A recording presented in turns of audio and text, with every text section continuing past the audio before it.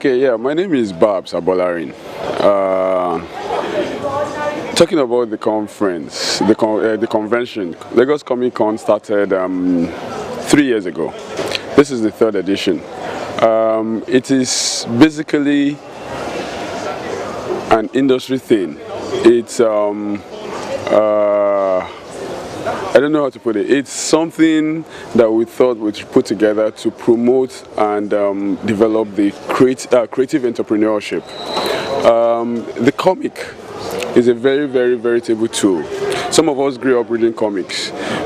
We got a lot of education through comics. Okay, we discovered that the culture is kind of getting lost. And most of the people that started reading, their lives reading comics are now comic publishers. So we thought, okay, we need to promote the industry. So, well, Comic-Con exists in other parts of the world. It started with in San Diego, okay, over 20 years ago. So they saw that it was one of the needs. They saw the need to promote their own industry too. That's why they started it, and we saw it was doing good. And we decided we used to attend all those things, and we discussed, okay, fine, we can have ours here. That's why we started, and this makes it the only one in Africa. Because Africa is very oral. We grew up, in Africa you hear tales by moonlight, you sit down, tell stories and all that. But in other parts of the world, they're very visual. Okay, but we discovered that now the youths are very visual. So the comic comes to play now. You see, and the comic this Comic-Con is not just about comics anyway.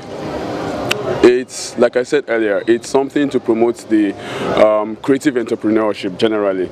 You have people in creative arts, painting, pencil sketching, all those things. You have people doing electronic arts, okay? You have people doing animations. If you like you saw today, I'm sure you must have interacted with some of them. You have indigenous video games now. Okay, all this developed from graphic arts. Okay, so you see the development, and if you don't develop it, we don't want it to be another economic accident that after a while it goes out of hand and there's no guidance and everything. So we just want to make sure that it's controlled, okay, and guided rightly, so that when it gets big, it can add to the economic gains of the country. We should be able to say, okay, from the creative industry, Nigeria, it added 10% to the GDP, okay?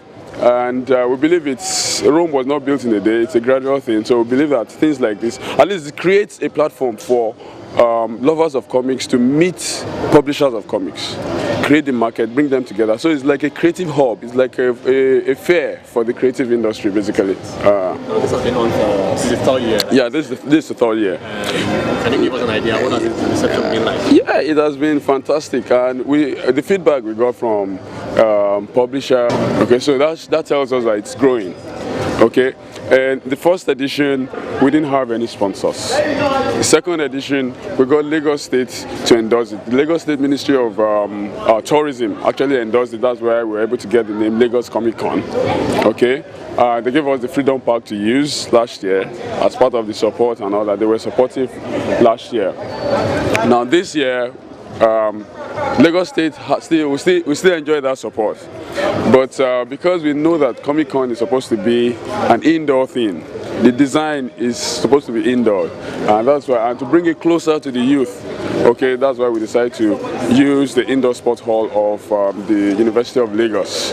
Okay, then we got artists from the creative arts department from the various schools to come to exhibit their works, so that we can start pushing them out too, so that they can see their works and they can begin to make gains, profit from it. Yeah. What are your plans for next edition, and when does this hold every year? Is it always in September? It depends. It's usually within the last quarter of the year. Okay, because of the industry award, we want to know what the award is there for people, so that to encourage people to do more. Push out excellence. Okay, so we make sure that it's at the last quarter. People must have done several things. You have comics would have made sales, they would have made prints and all that various. So you can have complete edition of your favorite comics for the year. The complete. If you've missed out on any particular edition, Comic Con is a place where you know that you always get it. Okay, so we always leave it till the last quarter of the year. Last year was in November. Okay, now it's coming in September. Okay, so that's it fluctuates kind of, but within the last few months of the year. Yes. So if you talking about our plans for next year is, if you notice, there's a very, very thin line between the comic industry and the movie industry. There's no comic that has been made into a movie that has not become a blockbuster. If you look at Superman, okay, it was a comic. That's because you're able to achieve a lot using comics. Before technology, as technology comes in the movie industry, you can now adapt these comics into movies, okay, and it generates quite a lot. If you look at Superman came as a movie, it became a blockbuster. People doing what's it called? Merchandising, school bags, different things. They made money from it. Okay. Spider-Man came. Okay. Recently we had things like what's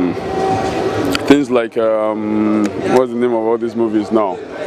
The Avengers, and the rest of them like that. So everything you can see there is exactly. So our plan is really to get the involvement of Nollywood.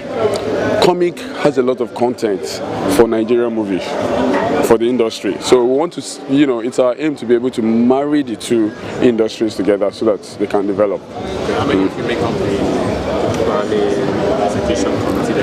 How many of you are you a team of something? Yeah, we're a team of two companies. Yes, Mustard Seed Communications and Palm Brooks Creatives. Those are the two companies that came together to always do this. Yes. Yes. Thank you so much. Thank you. It's a pleasure talking to you.